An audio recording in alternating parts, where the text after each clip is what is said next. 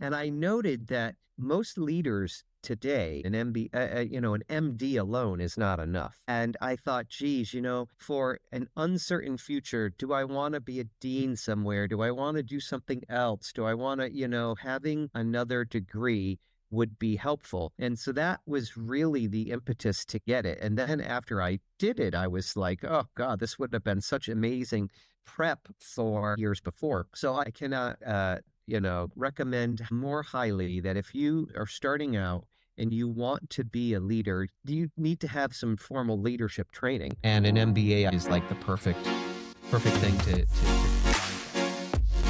Welcome to The Deep End, a plastic surgery podcast where we explore the people and ideas shaping the future of the field. Today, we're honored to be joined by Dr. Joseph Losee, a nationally recognized leader in pediatric plastic surgery and craniofacial surgery, education, and academic leadership.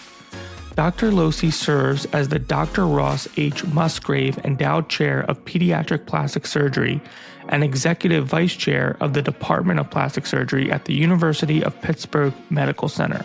Since his arrival in 2003, he has led the Division of Pediatric Plastic Surgery as Chief at UPMC Children's Hospital, helping shape both the clinical and educational missions of the institution.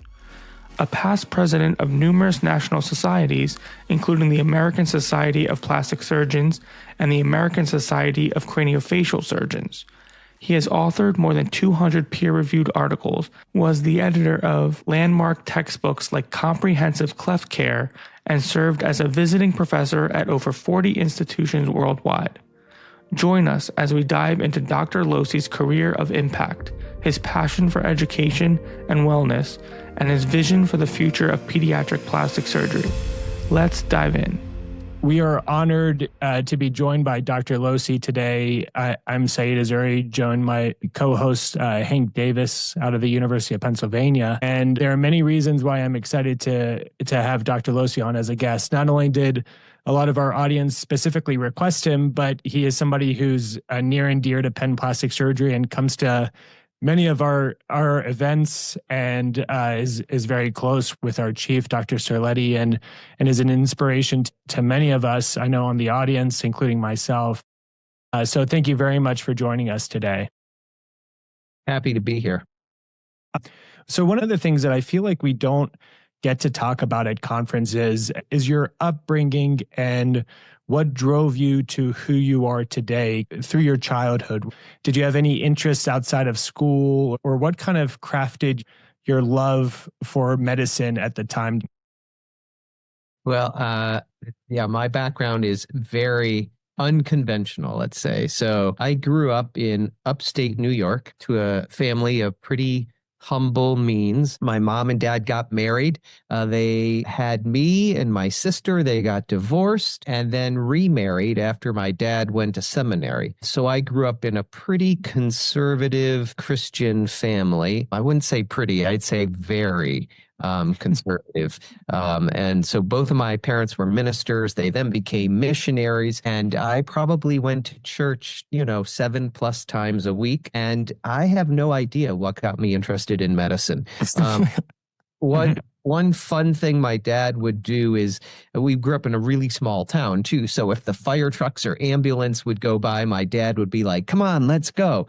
So we'd like ride our bikes or drive around, and then kind of just watch. And I don't know if that got me interested in it or not, but I didn't think I was rich enough or smart enough to be a doctor. So, and I went to a small private Christian school that really, I have a made up diploma, but I don't really have a valid high school diploma.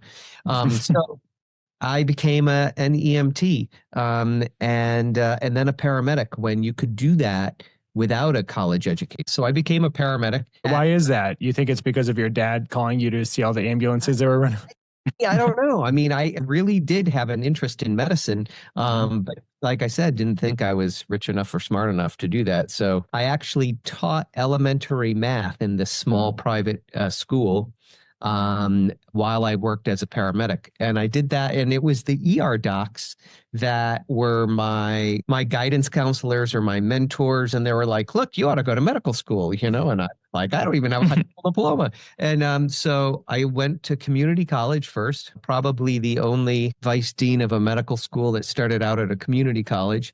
And in fact, a funny story, when I was interviewing for a department chair once, I walked in and the guy interviewing me had my CV there, and I sat down. He was like, wow, not bad for starting out at a community college. I really wasn't sure if that was a compliment or what. It's a backhanded compliment, but at least he reviewed your CV.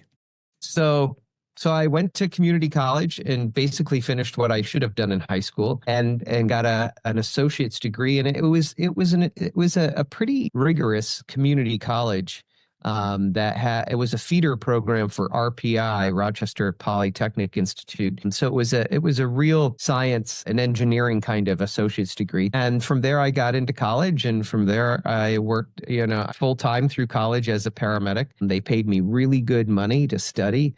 And I ended up going to medical school in Rochester. So yeah, it's truly an unconventional path. What were some of the other things you enjoyed doing besides school or work growing up?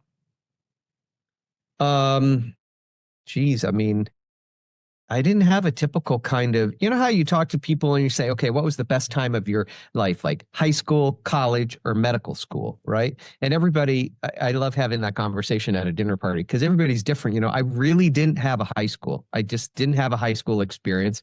And then I worked full time all through college. So for me, medical school was sort of the time that I came out at the time. It was like medical school was incredibly formative.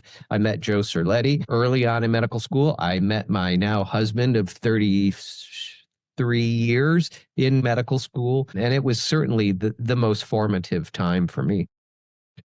Since it's such a formative time, obviously that's also when you decided surgery and then ultimately plastic surgery. But are there some key moments where you remember where you decided that you wanted to go down that path? Yeah. So I thought I wanted to be a trauma surgeon. So it was the ER docs and the trauma docs that, were the ones who said, hey, you should go to medical school. I mean, at that point, I was teaching ACLS for Albany Medical College. And so it was the ER docs that were like, you need to go to medical school. And it's funny, the medical students, they were like, ooh, you're a paramedic. And I was like, yeah, I want to go to medical school. And they'd be like, oh my God, don't go to medical school. The paramedic. But so I thought I wanted to be a trauma surgeon. I mean, that was it. So we had in University of Rochester, we had this program called Introduction to Doctoring. And it was basically a glorified, formalized shadowing program. And the trauma surgeons didn't participate in it because that's who I signed up to be with. So I got attached to a thoracic surgeon who was awesome. And he taught me how to scrub, and I just shadowed him like all the time. And we wandered into it. So he had a patient with a chronic empyema. And Joe Cerletti was a new attending who came in and did a VRAM flap to fill this chronic empyema cavity. And so I was kind of like standing there like a puppy dog, and Joe came over and was like, what are you doing? Was this the very first time you met him? Yeah. Wow. And I said, I'm going to be a trauma surgeon. And he was like, what? He was like, what? Why do you want to do that? I was like, well, because blah, blah, blah. And he was like, oh, you ought to come and see what we do. And I thought, plastic surgery, my God, like, what is it? So I hung out with him then one day in the OR. And back then, this was 91. That's when, he would run 5 ORs at the same time and, do a free flap in one room, some abdominal reconstruction in another, a craniofacial case in another. And so he was doing a fronto-orbital advancement by himself with me. You were a medical student. Yeah, just kind of scrubbed in, standing there. And of course, somebody called him to go into another room, so he was like, okay, hang out here. And he left. I was there, looking at the kid's brain. It's just like, this is because I taught school. So I knew I liked kids. I wanted to do something with kids, but I like surgery. And the light switch just went off. And I was like, oh my God, like this is what I've got to do. So I, ultimately went into plastic surgery. I didn't like hand surgery. I didn't like breast surgery. I didn't like microsurgery. I wanted to do craniofacial surgery. And it was all really because of that. So there are certain moments in your life, your driver's license, or you get into medical school. That was one of those defining moments that just by chance, I was scrubbing with some thoracic surgeon who needed a plastic surgeon's help, and it forever changed the course of my life. Just that one freak chance kind of encounter. We hear these stories over and over when interviewing people like you, that there's just this one person or this one day that just, Jim Higgins was talking about how he was in college and he was just walking by tent setup for medical school. And it was because he just happened to be walking by that tent. That's what sparked his interest in medicine. And so Serletti kind of taking you under his wing that day, it's so impressionable. It's so magnificent in a way how something like that can change your life forever. You probably know this, but he is so incredibly proud of you from the perspective of a mentor and close friend. And I think you come up in conversation. We celebrated the 20 years of pen plastic surgery with him being chief, and he mentioned you. So what are your thoughts of him as a leader, mentor from those early experiences with him? Yeah. Before I'll mention one thing, you brought up Jim Higgins. So Jim was one of my co-fellows, co-residents, as was Steve Moran. And Jim Higgins was going into family medicine until he met Joe. Same kind of experience. I forgot. I don't know the exact details of what his experience was, but I do know he was going into family medicine. So I started hanging out in plastic surgery, and then Joe had this bright idea of wanting to write up this. I guess he had done 2 or 3 VRAMs for chronic empyemas, so he was going to write it up. So again, this is 1991, and we were there on a Saturday morning in his office using the secretary's typewriter, right, to type. So he's sitting there pecking out like this, and my job was to get the coffee. And I was like, hey, I can actually type. I know how to type. You want me to type this? Like, you can just dictate. And it was like, no. So sat there for hours, and he like pecked out on a typewriter this thing. And the review came back like, these 7 authors submit 3 cases of blah, blah, blah, and it was flatly rejected. Funny thing, though, it then got accepted into the flagship thoracic journal because it was something novel to them. So Joe was just a busy young surgeon, and we got to be fast friends, and he really promoted and supported me in every way for all those years. Yeah. Well, he tells a story of how when you left after you were done with all of your training, he had to make himself happy again. So he bought a nice new car. Yeah. Yeah. His wife. So we really did become really close friends. And Franklin and I would have dinner with Joe and Bonnie and the girls twice a week, like every Sunday night and many times throughout the week. And when Bonnie was on call at night, he and I would hang out, and oh God, so many stories. Bonnie, when I did come to Pitt, we were both very sad. That was really the one thing I missed. And Bonnie was like, well, think of all the money you're going to save that you guys go out and spend, spend so much money. And with that money, you bought a new car. Yeah. But fast forward a little bit to your time at Pitt. You were program director for over a decade with a program that has such a storied legacy. And, one thing that was so impressionable upon me when I was interviewing there is, all the leaders on the wall. And of course, you were program director for such a long time. You spearheaded the competency training. What are you most proud of during that time? And kind of as a segue of the competency training, do you think that's the path to the future? Yeah. So when I came here, I asked to be the associate program director, which that was back in the days when most chiefs, well, there were really very few departments of plastic surgery, and most of the division chiefs were the program directors, unless there was a really big program, and then they often had a separate program director. So was that part of your negotiation, or is it once you got there? Well, so, and I don't even know if there were very many associate program directors back then. You know, the ACGME as we know it was just established in 2000.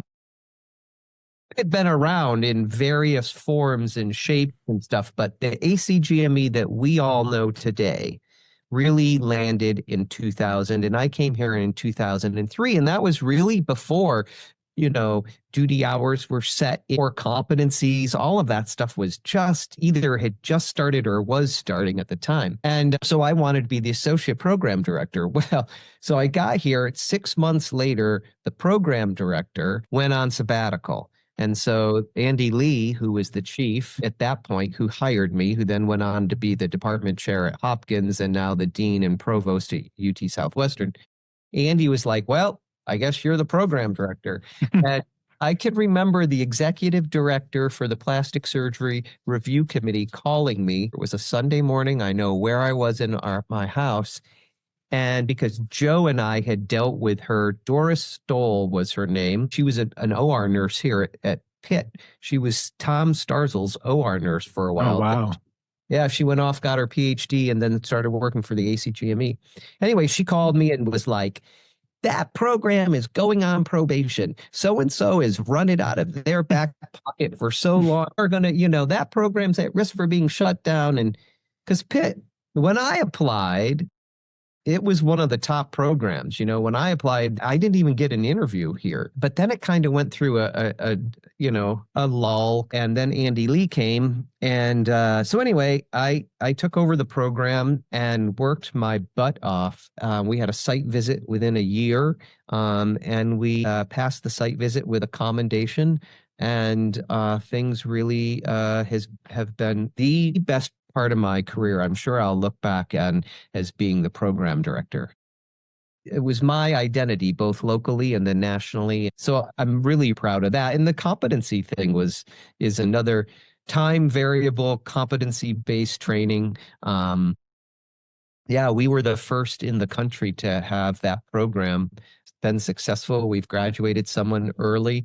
And now in Canada and the US is really focused on, I'm not sure it's going to, the time variable component is going to, where that's going to be. I'm still a very strong proponent of that, but the competency-based training certainly is the wave of the future.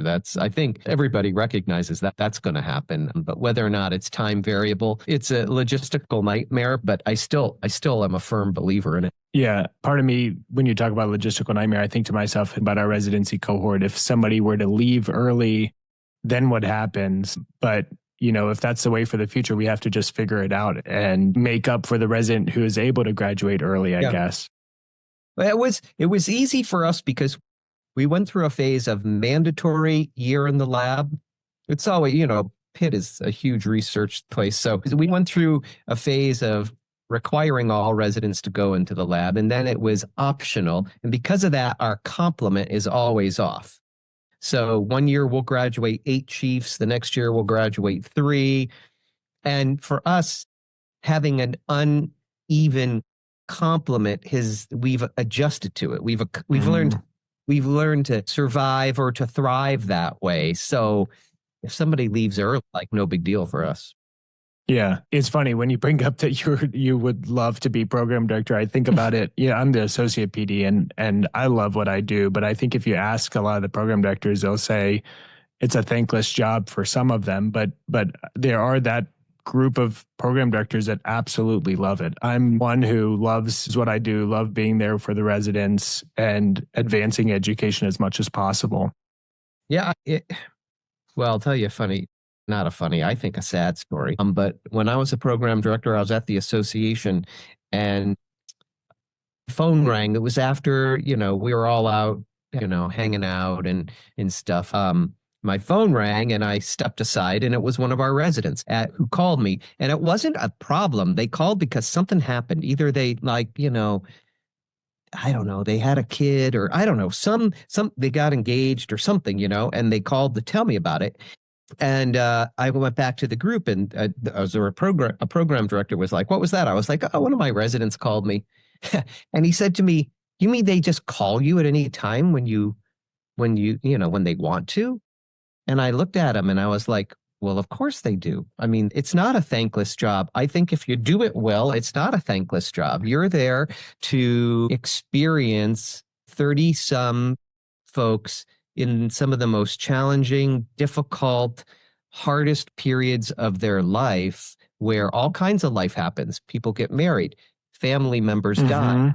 They get divorced. They have, miscarriages. They get sick. I've been in the ER with more than one resident, and you're their den mother. I mean, you're their person during that period of time. And if you do the job well, then you are that person, and that's who they want to call. And that's what makes it meaningful. I'll never forget that when I gave up being the program director, so Vu Nguyen, who was my associate program director for 8 years, was being recruited away to UT Southwestern to be their program director. I decided to step aside. It was really tough, but life worked out. It all worked out really well. But that Monday, one of our residents, her dad died, and she called Vu. And Vu called me Monday morning and said, hey, so-and-so's dad died, and I let her go home, obviously. And it was like somebody sucker punched me. I just was like that, oh my God, like I'm not the person anymore. Like she didn't call. It was really, it was tough. So I don't think it's a thankless job. I think if you do it well, it's an incredibly rewarding job. Yeah, it's funny you mentioned that because I had to call my program director in general surgery residency to tell her that my dad died, and somebody who I was very close with. And Pam Lipset at Hopkins was the best program director ever. Like she knew when to be serious. She knew when to have just the biggest heart. She would fight for us with other services if she had to. I guess going a little bit off script, do you ever find yourself like thinking to yourself, I'm the program director, I have to be professional, like I can't get too close with residents and, be emotional in bad times or be there for them in good times like weddings, et cetera. Like, did you ever find yourself thinking to yourself, as a program director, there's this fine line between being professional or being very close with residents? I think it's the same questions that people bring up with patients. Oh, do you give patients your cell phone? Oh, do you feel do you have to be standoff? And for both the residents and patients, I don't know if there's a right or wrong answer, but if you want to find meaning in what you do, you have to be vulnerable and allow for that. So my answer is no. I became very personally involved in many, many, many of our residents' lives, just like my patients. And that's the thing that gives you meaning, right? The most important thing in life is relationships. And it depends on how much meaning you want out of the relationship with your patients and with your residents. We would have them over to our house all the time and for holidays. And so the deeper the relationship, the more personal the relationship, the more meaning you find with patients and with certainly with our trainees. I would imagine a lot of this came from the way Dr. Serletti treated you as a leader and a mentor. I can't say the amount of times we interviewed people on this podcast who he took them under their wing. He brought them into plastic surgery. He mentored them. And then they went out and became leaders and program directors and chairs. And they kind of, paying it forward.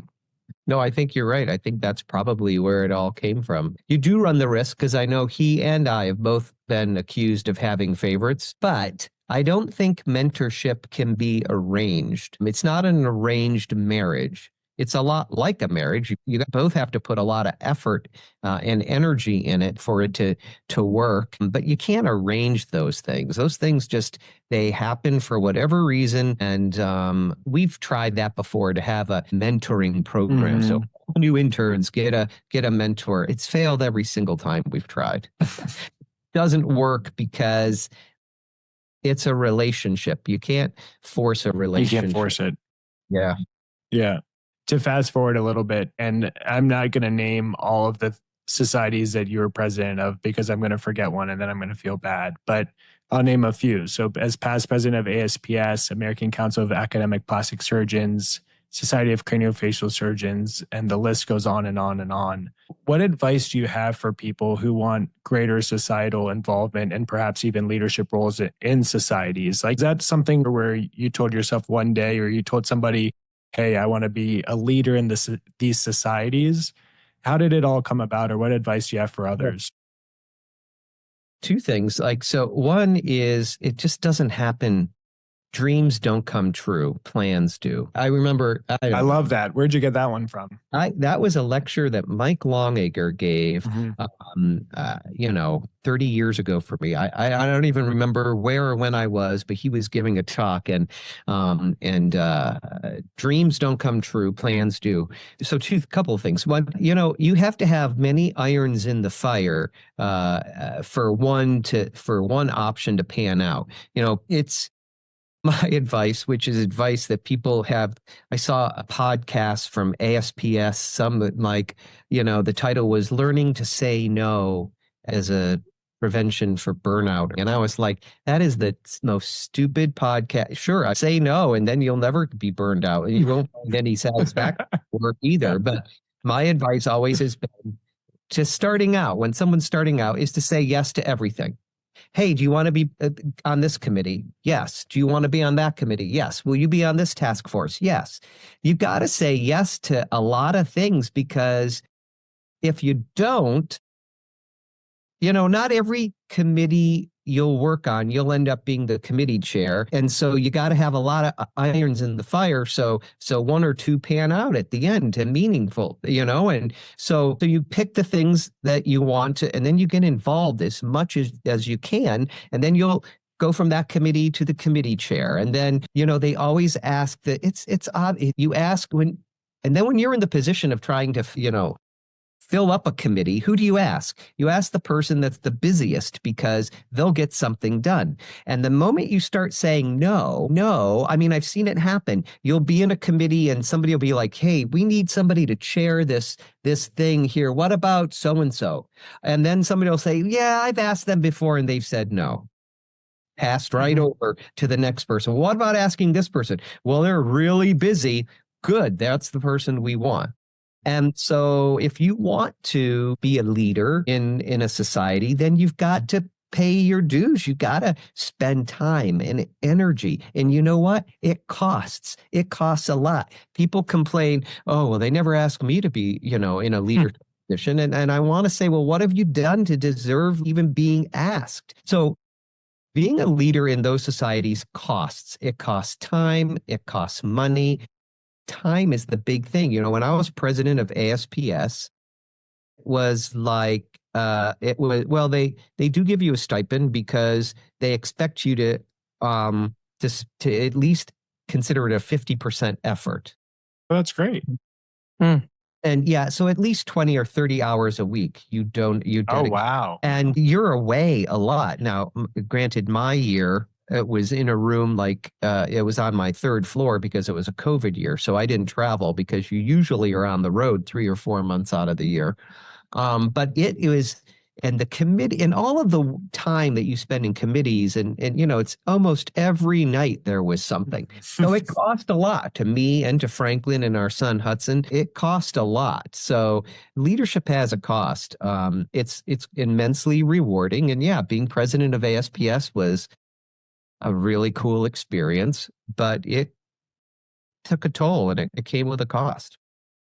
You're not the first person to say a task to somebody who's busy. And I love that. It's so true. Yeah. So my advice is to say yes, get involved with as many things as you can early on.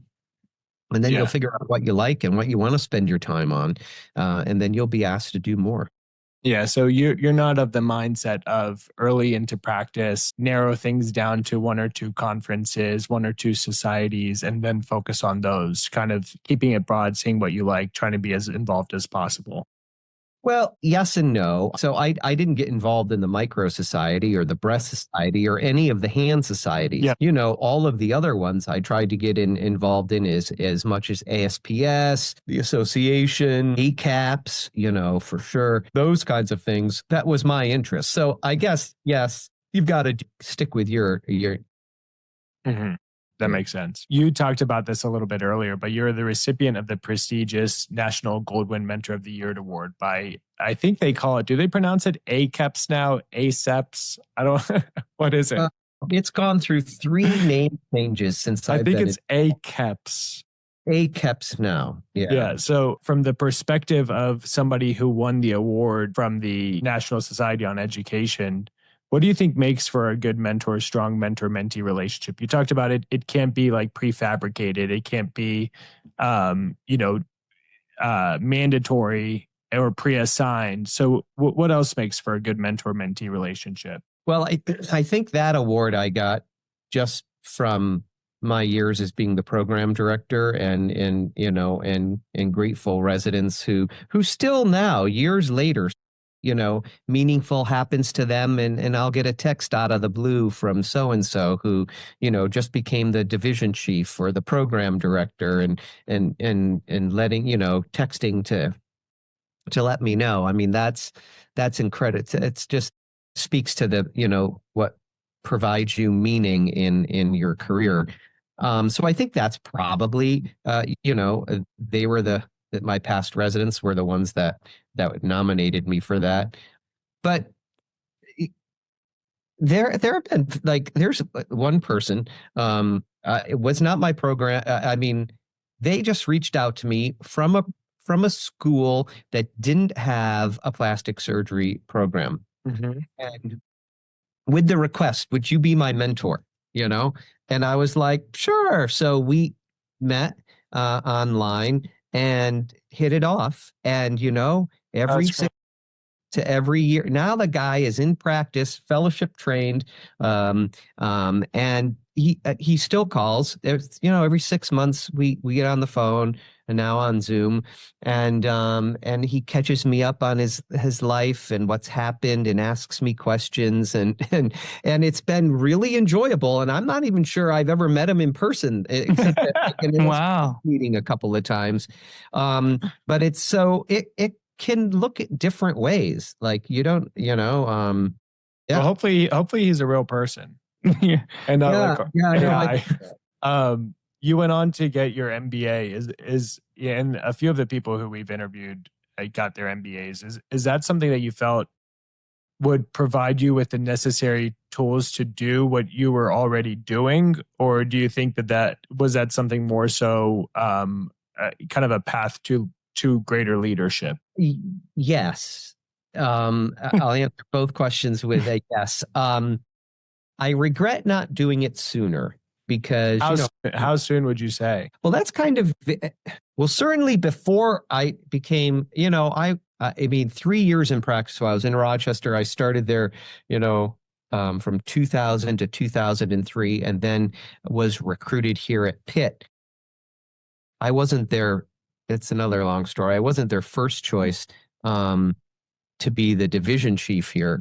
I was supposed to be recruited with someone else, and that person backed out last minute. And so it was a long story, but I was questioning whether or not I should come here. Certainly, Joe didn't really particularly want me to leave Rochester. And so he called and talked to Andy Lee and was like, Andy, unless you make him the division chief, I'm going to do everything in my power to keep him here. And Andy had a change in heart because he knew people. And anyway, as it turned out, I ended up being the division chief at Children's and took over a program that was really in distress. It would have been nice at that point to have had some formal leadership training, because an MBA is more than just learning how to read spreadsheets, right? I mean, it's a leadership training course. It's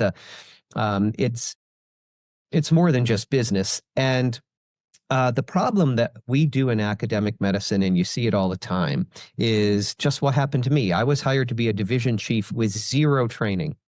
I had no leadership training, no business training, no HR training, and I had a hard time, early on figuring all those things out. And they hire department chairs like that. They hire people for their IQ and not their EQ, and they get fired often. They fail because they have no formal leadership training.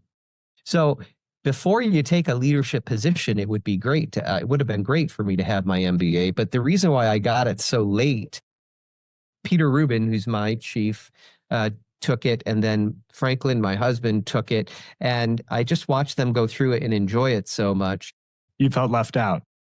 Well, so then I was in a role where I was participating in the recruitment of a lot of department chairs in my role as an associate dean for faculty affairs at the time.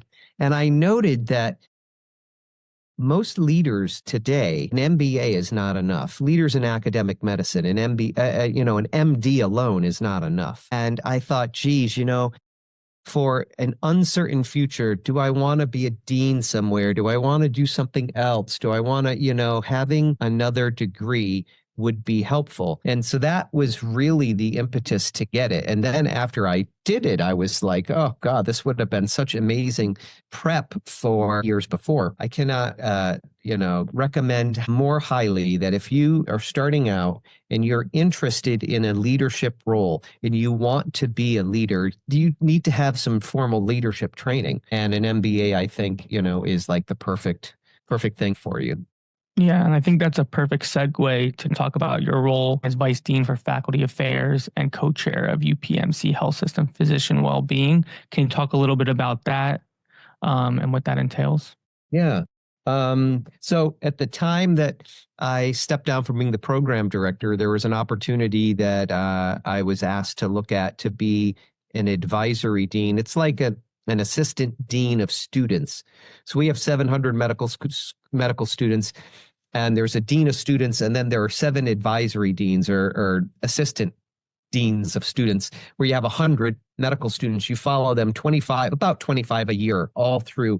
And it's like being their program director. They're a primary dean for their 4 years of medical school. Same thing. You get them you get them acclimated to medical school, help them figure out what specialty they want to do. You get them through 3rd year, and then you get them into a residency program. You're their primary dean for all kinds of things that happen. Again, a very meaningful role if you embrace it that way.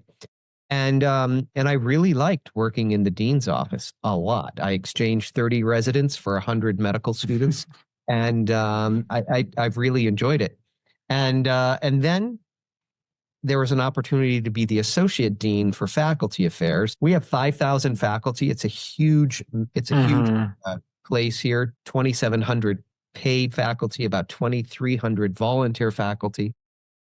And then our new dean changed the structure, and I ended up becoming the vice dean. And I spend about 90% of my effort here in the office. I still see cleft patients on Monday mornings, and I can do a case on Tuesday and or Thursday mornings, usually just one cleft case. So I still get to do the 2 or 3 operations I love the most. I get to do that. That's awesome.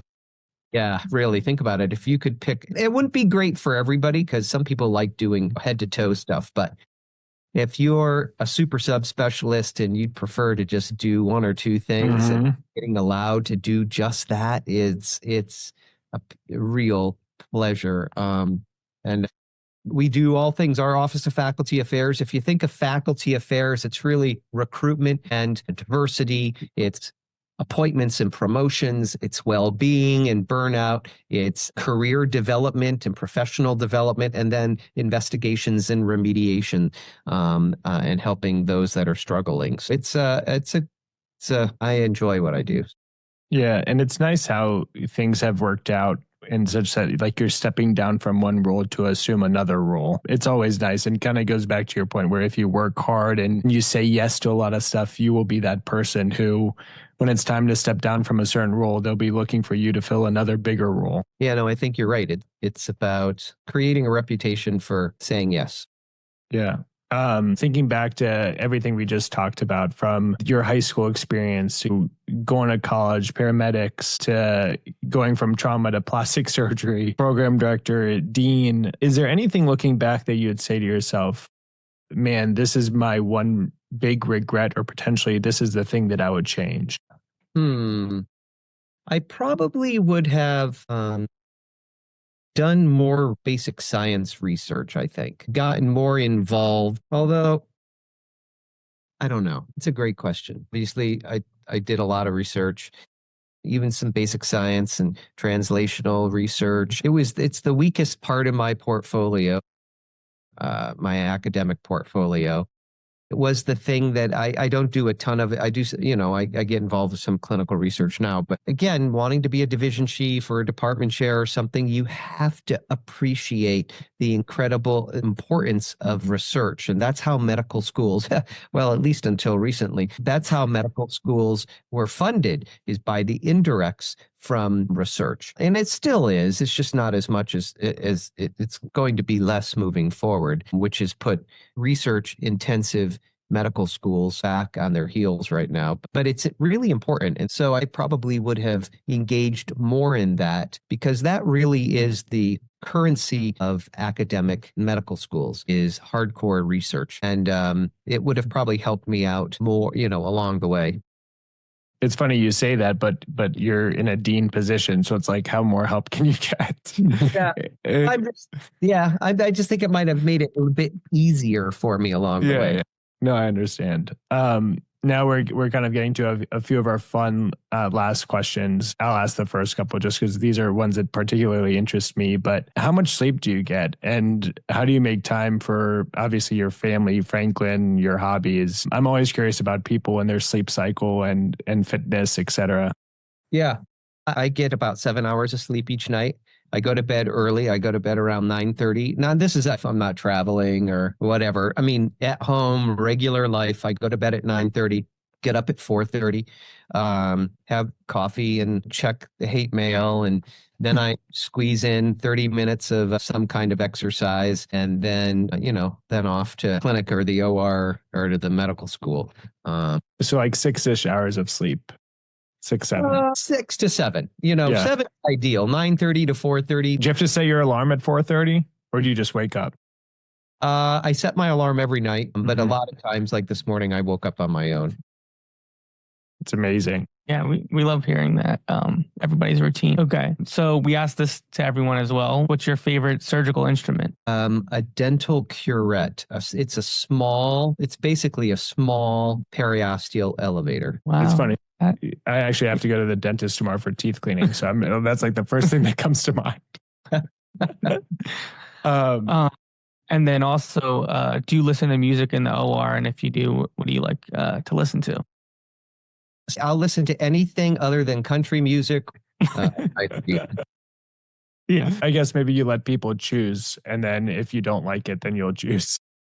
Yeah, I mean, I can remember in the OR with Joe Cerletti when I was a resident at this time, and he would be hanging out with a friend of his. We would go to this community hospital to do pre-flaps, and there was an anesthesiologist who he went to medical school with, and so we would blast like classic rock, Earth, Wind and Fire, that kind of stuff, so loud that people would come in and complain, like from other ORs, and ask to have it turned down. So I like any of that, Frank Sinatra, classics, all of those things. And then for me, every time I put on a bow tie, I have to watch a YouTube video, and it takes me anywhere from 7 minutes to 15 minutes to get a bow tie.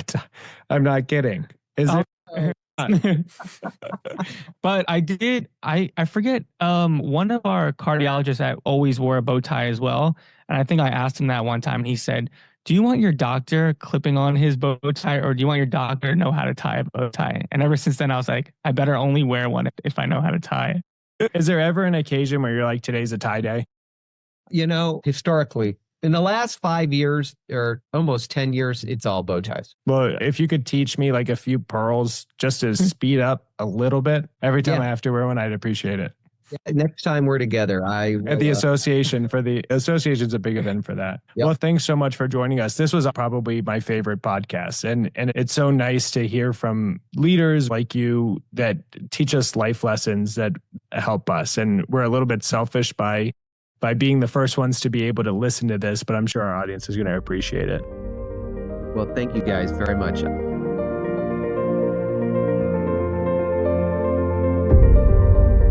Thank you for listening to The Deep End. a plastic surgery podcast. If you've enjoyed today's conversation, please like, subscribe, and leave a rating on Apple Music or Spotify. Video from the podcast is available on Instagram and YouTube at The Deep End Podcast.